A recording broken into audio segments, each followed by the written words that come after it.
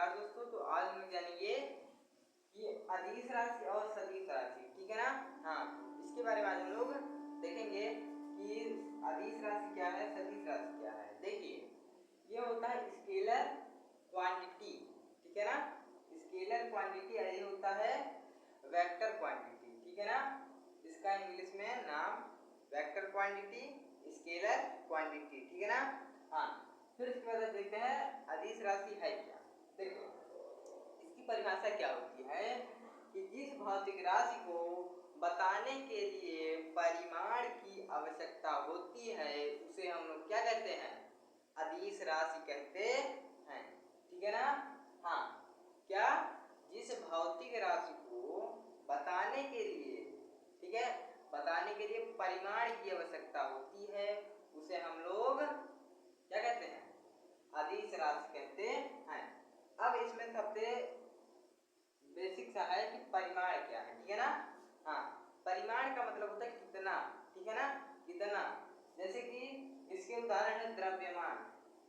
द्रव्यमान का जैसे भार, ठीक है ना, द्रव्यमान मतलब भार होता है।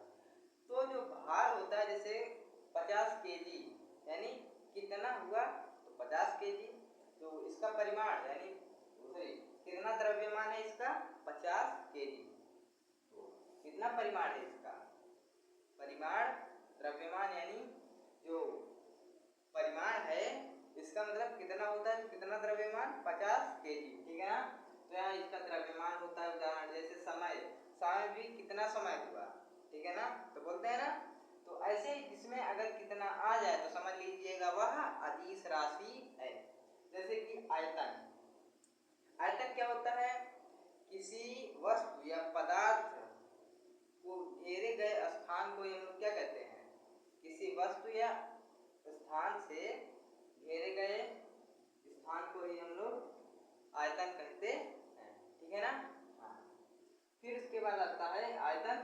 अब जो जैसे कोई बोतल है उसके अंदर 1 लीटर पानी आता है तो उसका 1 लीटर आयतन है, ठीक है ना। तो उसके अंदर का जो स्थान है वह आयतन होता है। तो कितना इसका आयतन है, ठीक है ना, वह भी क्या है, अदिश राशि है। फिर उसके बाद आता है हमारा सदिश राशि, ठीक है ना। हाँ, वेक्टर क्वांटिटी। इसका अर्थ होता है, इसकी परिभाषा क्या होती है, जिस भौतिक राशि का, ठीक है ना, जिस भौतिक राशि को बताने के लिए परिमाण के साथ इसकी दिशा की भी आवश्यकता होती है, ठीक है ना। जिस भौतिक राशि को बताने के लिए परिमाण की साथ दिशा का भी आवश्यकता होती है उसे हम लोग क्या कहते हैं, सदिश राशि कहते हैं, ठीक है ना। हाँ, इसके उदाहरण कुछ है जैसे विस्थापन। विस्थापन क्या है, जैसे चलना, अब किस दिशा में आप चल रहे हैं। जैसे कि हमने, जैसे मान लीजिए मैं अपने को समझ रहा हूँ, जैसे कि मैंने ए से लेकर बी तक चला, तो सॉरी हाँ, ए से लेकर बी तक चला, फिर उसके बाद बी से लेकर सी तक चला ना।